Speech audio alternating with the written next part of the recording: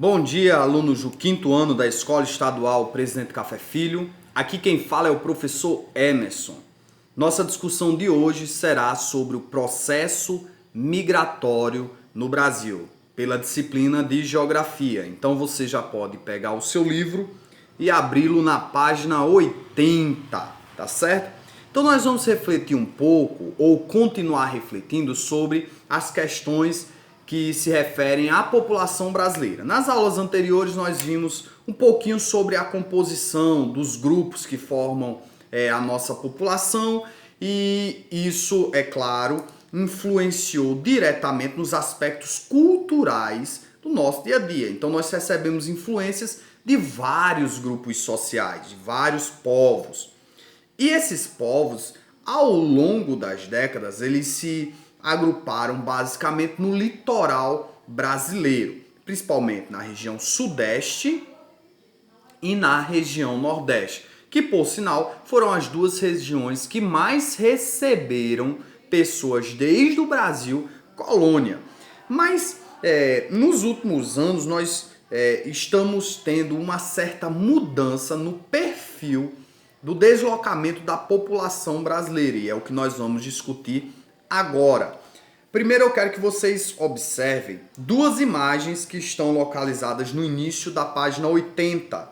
A primeira imagem, ela representa as pessoas que vivem na cidade. Você veja que as roupas dessas pessoas denunciam que essas pessoas vivem na cidade. E ao fundo você vai perceber também os prédios, o que torna evidente que aqui se caracteriza uma foto urbana. Já a segunda imagem, você vai perceber que as pessoas que estão nela estão vestidas, caracterizadas como pessoas que moram em uma área rural, roupas do campo. E ao fundo você vai perceber a casinha lá no fundo, mais a questão dos plantios, o gramado. E aí você vai perceber que a nossa população ela se divide em dois grandes grupos. Uma parte que vive na cidade e uma parte que vive no campo. Até o século passado, início do século passado, o nosso país ele era basicamente agrário. As pessoas elas viviam em sua grande maioria no campo. Mas a partir da década de 50, 1950, você vai observar em uma tabelinha que também tem na página 80, uma mudança do perfil da população. Então, no início da década de 50, nós tínhamos cerca de 19 milhões de habitantes na cidade, na área urbana, sendo que 33 milhões viviam no campo. Observe que nesse período, a maioria das pessoas viviam no campo e a minoria vivia na cidade. Hoje, em 2020, isso mudou. E você vai perceber que década após década, o número de pessoas na cidade foram aumentando. Década de 60, 32. Década de 70, 53. Década de 80, 82. Década de 90, 111. Os anos 2000, 138. 2010, 161 milhões de pessoas. Esses números aqui referem-se a milhões de pessoas. Então observe que o número da cidade foi crescendo gradativamente. Aí a pergunta que eu deixo para você é: o que fez com que as pessoas saíssem do campo e fossem para a cidade? Essa é a reflexão que você deve fazer na aula de hoje. O que fez com que os moradores do campo saíssem do campo e fossem para a cidade? Então foram vários motivos.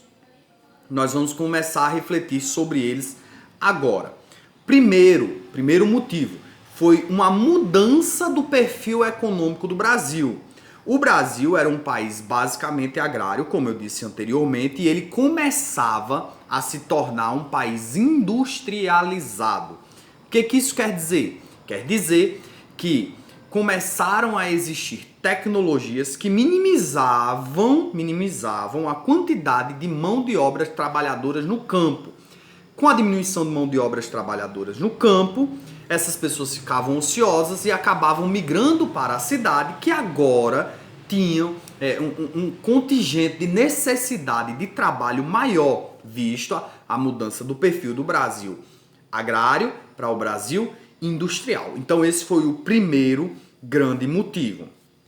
Com isso, obviamente, também teve algumas questões que trouxeram prejuízos à população. Veja bem, imagine que a cidade ela não estava preparada para receber uma quantidade massiva de pessoas e ela passou a receber. Isso trouxe uma certa desorganização. Não havia moradia para todos, não havia trabalho para todos, escola para todas as crianças, educação para todos, né? Saúde para todos. E aí essas pessoas, muitas, acabaram se marginalizando e aí a segurança também degringolou. Um outro motivo que você pode observar a mudança das pessoas, e aí você vai ver uma mudança regional. O primeiro motivo é uma mudança do campo para a cidade. O outro motivo é uma mudança regional. Observe que a maior parte da população do Brasil ainda se concentra na região sudeste e norte. Ainda se concentra. Mas com o passar das décadas, o Brasil começou a investir no crescimento da região centro-oeste do Brasil e norte. Na centro-oeste, investiu na construção da capital do Brasil. E aí você vai ter um mapinha aí na página 83, que vai mostrar o primeiro mapinha, migração da década de 50 à década de 70. Você vai ver que vai ter uma setinha grande saindo aqui da região nordeste, migrando tanto para o sudeste quanto para o centro-oeste, em especial o Distrito Federal. Essas pessoas estavam indo fazer o quê? Na região centro-oeste? Trabalhar. Trabalhar onde? Na nova capital do Brasil, Brasília, que iria mudar do Rio de Janeiro para o Distrito Federal. Você vai ver alguma observação sobre essas informações aí na página 82. Nas décadas de 70 a 90, o Distrito Federal já havia sido concluído, mas o impulsionamento de crescimento da região não havia se encerrado. Havia o interesse de popular essas regiões, né, tornar ela povoada, até por uma questão de ocupação territorial. E aí o governo estimulou em grandes proporções a ocupação das terras para o plantio, para a criação de animais. Por último, você vai observar já na década dos anos 2000 um fluxo migratório diferente, onde as pessoas migram tanto do Nordeste quanto para o Sudeste e o contrário também, do Sudeste para o Nordeste. Isso já foi em virtude do crescimento da própria região Nordeste, que nas décadas anteriores era ainda um crescimento muito pequenininho, então as pessoas que procuravam uma condição de vida melhor acabavam por ir à região Sudeste, mas voltando a esse crescimento nas décadas do ano 2000, essas pessoas resolveram retornar para as suas terras. Não todas, é claro, a gente está dando aqui uma justificativa do fluxo migratório. E isso não aconteceu, obviamente, com todas as pessoas. Então, façam a leitura do que eu acabei de explicar, iniciando-se aí na página 80 e seguindo até a página 83. E aí vocês podem fazer as perguntas da página 83, tá certo? Então, boa aula de geografia, leiam o texto com atenção, se for necessário assista o vídeo mais de uma vez para ter uma boa compreensão. As dúvidas vocês podem ou lançar lá no grupo nosso que eu tiro, ou no próprio canal do YouTube, tá certo? Fiquem com Deus e até a próxima aula.